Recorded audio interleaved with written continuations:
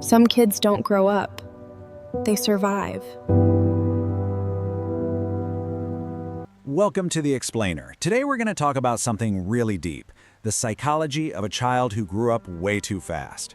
We're going to explore how those early experiences, those survival patterns, end up shaping pretty much their entire life. All right, so where does this all begin? Well, it often starts right here, with this silent, heavy thought. Picture this. A 7-year-old kid looks at their parent, who's just falling apart. Maybe it's addiction, maybe it's anger, maybe it's just this hollowed out emptiness. And something, almost ancient just clicks in their mind. And they decide, okay, I have to be the glue here. And what happens next?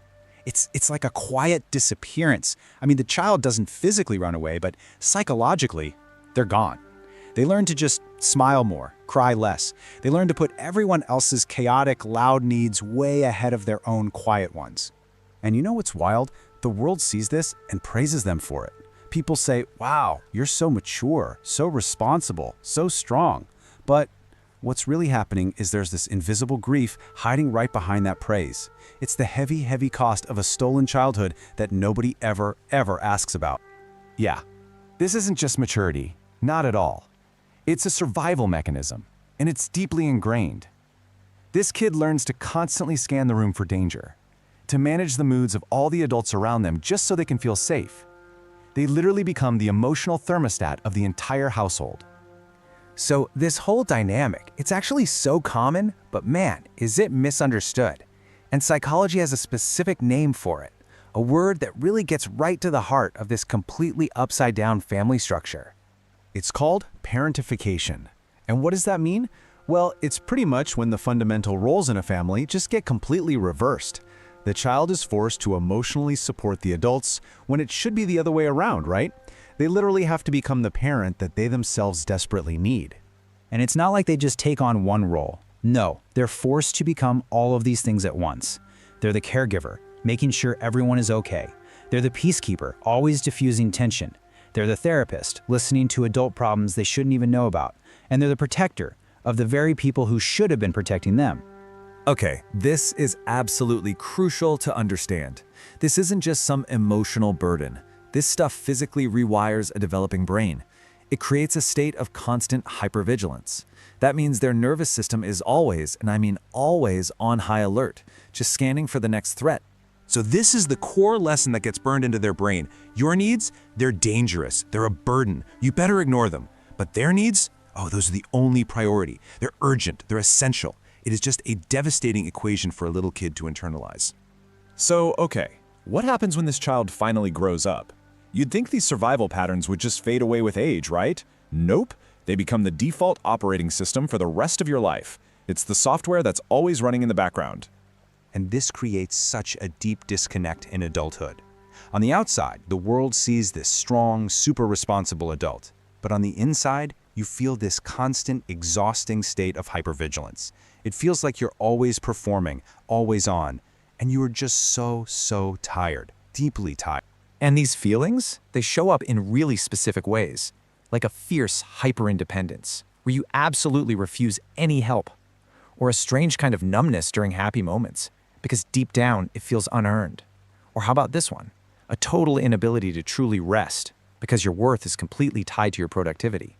And in relationships, oh, you become the one who fixes everything, because that's what love has always looked like to you. And this is the central tragedy of it all. The very same intelligence that helped you survive an unsafe childhood, that incredible ability you have to read people, to anticipate their needs, to always be the good one, that same skill set becomes the very cage that traps you as an adult.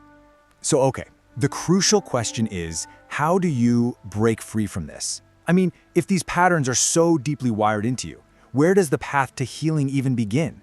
Is it even possible? Well, it starts not with trying to fix anything, but with witnessing, just seeing. It starts by turning inward and gently asking your younger self this one incredibly powerful question. Look, you're not trying to change the past. You're just, for the first time, trying to finally listen to it. So the healing journey, it kind of unfolds in 3 stages.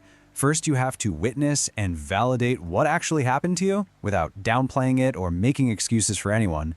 Then, you have to let yourself grieve the childhood you lost.